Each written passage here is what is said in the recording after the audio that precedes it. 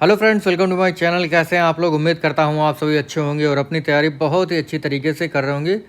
देखिए, आज मैं फिर से हाजिर हूं आपके सामने और बहुत ही महत्वपूर्ण टॉपिक है बुद्धि का सिद्धांत, बुद्धि का त्रितंत्री सिद्धांत। और जो हमारा आईक्यू का सूत्र है उसके बारे में जानेंगे। यानी जो है कितने आईक्यू पर जो है जड़ बुद्धि होता है, कितने पर जो है सामान्य बुद्धि वाला होता है, इसके बारे में जानेंगे। बाकी त्रितंत्री सिद्धांत के अंदर बहुत जो है क्वेश्चंस आते हैं, जैसे निष्पादन बुद्धि जो है किसे कहते हैं, सृजनात्मक बुद्धि किसे कहते हैं, व्यवहारात्मक बुद्धि किसे कहते हैं।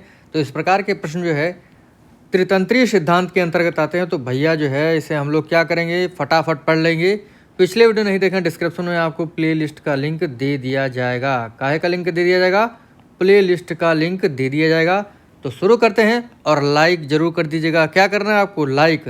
कमेंट भाई नहीं कर रहे हैं आप लोग, ये गलत बात है। कमेंट कर दें, एक छोटा सा कमेंट जो है मनोबल बढ़ाता है मेरा। तो भैया शुरू करते हैं बिना समय गवाए हुए। देखिए, बुद्धि का त्रितंत्रीय सिद्धांत जो है किसने दिया है? ये दिए हैं रॉबर्ट स्टैनबर्ग। कौन दिए हैं? रॉबर्ट स्टैनबर्ग। ये जो है बुद्धि का त्रितंत्रीय सिद्धांत दिए हैं। देखिए, आप लोग जो है कन्फ्यूज मत होइएगा। त्रिआयामी सिद्धांत, देखिए बुद्धि का त्रिकारक सिद्धांत।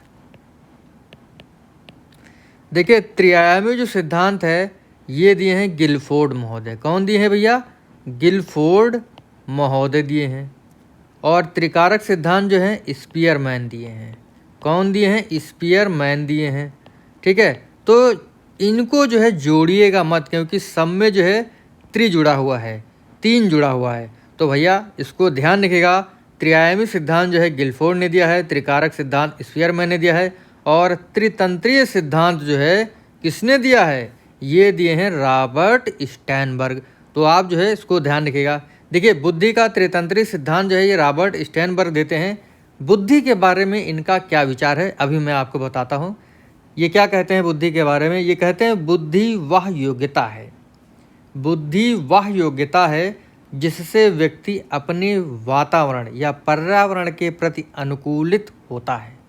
बुद्धि वह योग्यता है जिससे व्यक्ति अपने पर्यावरण के प्रति अनुकूलित होता है और अपने तथा अपने समाज और संस्कृति के उद्देश्यों की पूर्ति हेतु पर्यावरण के कुछ पक्षों का चयन करता है और उन्हें परिवर्तित करता है।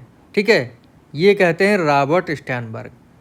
सबसे महत्वपूर्ण इसमें क्या आता है कि रॉबर्ट स्टैनबर्ग जो है बुद्धि को तीन भागों में बांटते हैं। ये कहते हैं कि बुद्धि जो होती है वो तीन प्रकार की होती है। बुद्धि कितने प्रकार की बताए हैं? तीन प्रकार की बुद्धि बताए हैं। कौन? तीन प्रकार की बुद्धि बताए हैं आपके रॉबर्ट भैया, रॉबर्ट स्टैनबर्ग बताए हैं। ठीक है, तीन प्रकार की इंटेलिजेंस बताए हैं।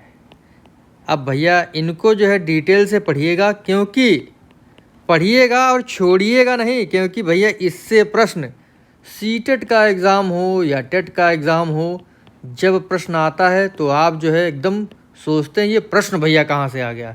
तो प्रश्न जो है यहाँ से आता है जो मैं आपको पढ़ा रहा हूँ। देखिए, बुद्धि के तीन प्रकार बताए हैं। पहली बुद्धि ये बताते हैं कि भैया तीन प्रकार की बुद्धि है। तो पहली बुद्धि है घटकीय बुद्धि।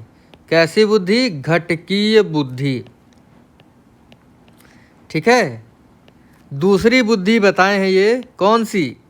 अनुभाविक बुद्धि। कौन सी बुद्धि? अनुभाविक बुद्धि।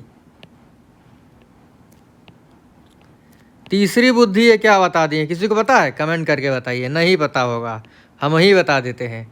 सांदर्भिक बुद्धि। कौन सी बुद्धि? सांदर्भिक बुद्धि।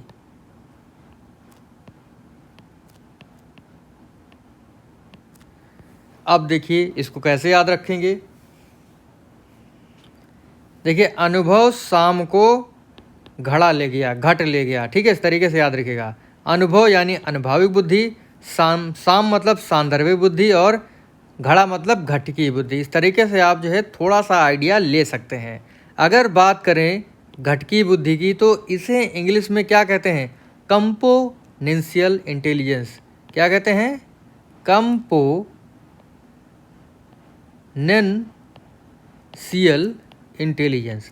अनुभवी बुद्धि को कहते हैं एक्सपीरियंशियल, ठीक है, एक्सपीरियंशियल इंटेलिजेंस। और सांदर्भिक बुद्धि को कॉन्टेक्चुअल इंटेलिजेंस के नाम से जानते हैं। इनको ध्यान रखिएगा। और भी देखिए, घटकी बुद्धि को क्या कहते हैं, कोई बता सकता है? देखिए, घटकी बुद्धि को जो है निष्पादन बुद्धि कहते हैं। क्या कहते हैं? निष्पादन बुद्धि कहते हैं। और अनुभविक बुद्धि आपकी सृजनात्मक बुद्धि भी कहलाती है। क्या कहलाती है? सृजनात्मक बुद्धि। सांदर्भिक बुद्धि आपकी व्यवहारात्मक बुद्धि कहलाती है। क्या कहलाती है? व्यवहारात्मक बुद्धि, ठीक है। तो घटकी बुद्धि आपकी निष्पादन बुद्धि के नाम से जानी जाती है। अनुभविक बुद्धि सृजनात्मक बुद्धि कहलाती है। सांदर्भिक बुद्धि व्यवहारात्मक बुद्धि कहलाती है। याद रखिएगा भैया, ठीक है, याद रखिएगा।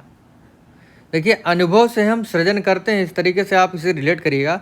बाकी देखिए, घटकी बुद्धि के बारे में जानते हैं। देखिए, घटकी बुद्धि को इंग्लिश में कंपोनेंशियल या एनालिटिकल इंटेलिजेंस भी कहते हैं।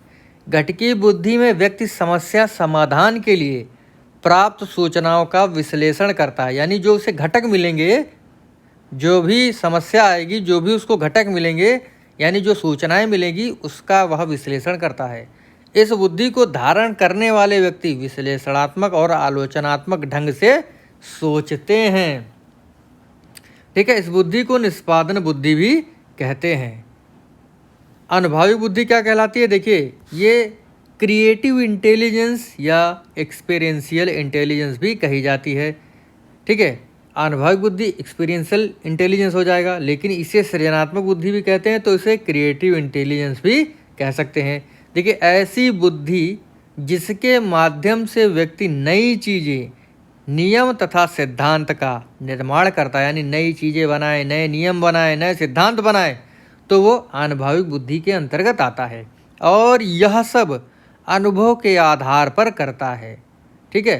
किसके आधार पर करता है? अनुभव के आधार पर करता है। यानी एक्सपेरिमेंट जो है कौन कर सकता है? जो सृजनात्मक होगा, क्रिएटिव होगा, और जिसके पास अनुभव होगा, ठीक है। इस तरीके से आप लोग याद रखिएगा। उसके बाद आपकी तीसरी बुद्धि आती है, कौन सी? सांदर्भिक बुद्धि। देखिए, पर्यावरण या सिचुएशन के साथ जल्दी अनुकूलन कर लेना जो है सांदर्भिक बुद्धि सिखाती है।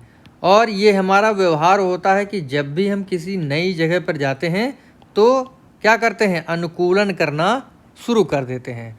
तो भैया, यही 3 बुद्धियाँ बताई हैं। किसने? रॉबर्ट स्टर्नबर्ग ने।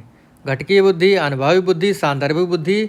घटकी बुद्धि को निष्पादन कहते हैं, अनुभवी बुद्धि को सृजनात्मक कहते हैं, और सांदर्भिक बुद्धि को व्यवहारात्मक बुद्धि के नाम से भी जाना जाता है, ठीक है। याद रखिएगा, एकदम चकाचक आपको याद हो जाना चाहिए। और बहुत ही महत्वपूर्ण टॉपिक है ये। अगला जो टॉपिक आने वाला है, हम लोग बात करेंगे बुद्धि लब्धि यानी IQ के बारे में।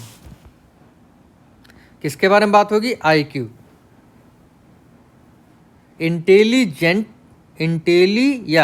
इंटेलेक्चुअल क्वोशिएंट या इंटेलिजेंस क्वोशिएंट। IQ के बारे में बात होगी। IQ यानी बुद्धि लब्धि, इंटेलेक्चुअल क्वोशिएंट, बुद्धि लब्धि।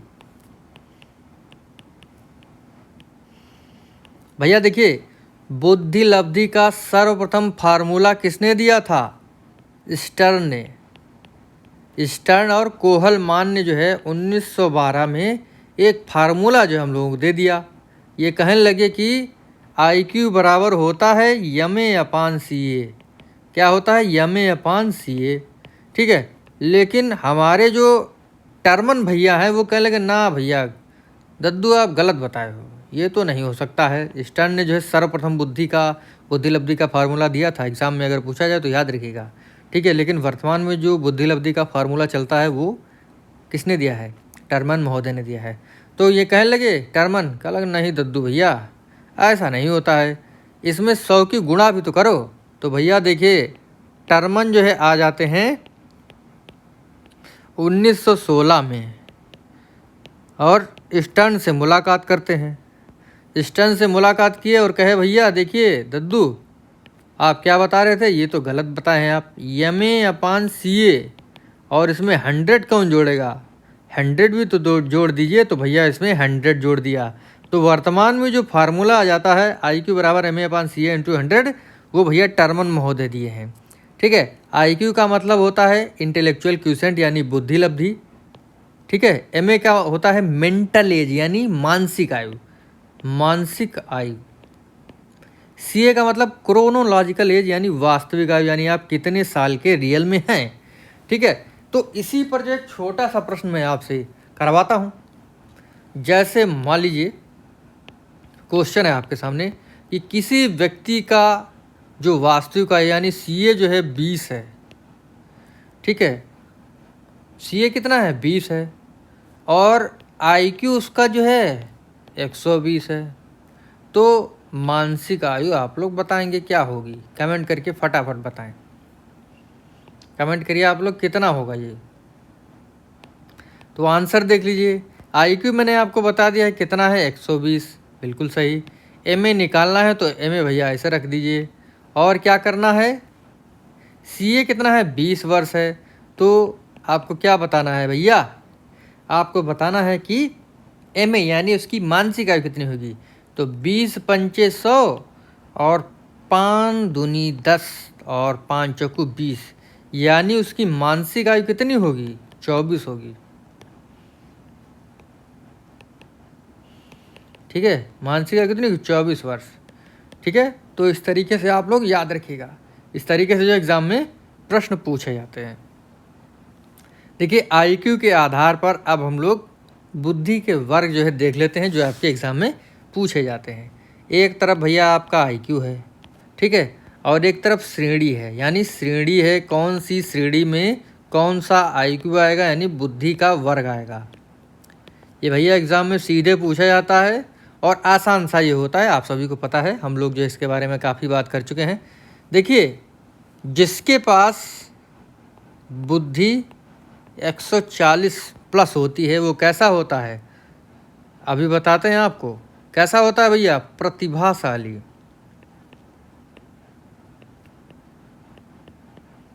कैसा होता है, प्रतिभाशाली होता है। और 120 से 139, ठीक है, 120 से 139 के बीच में जिसकी बुद्धि होती है वो कैसा होता है, वो होता है प्रखर बुद्धि वाला, प्रखर बुद्धि या अतिश्रेष्ठ होता है।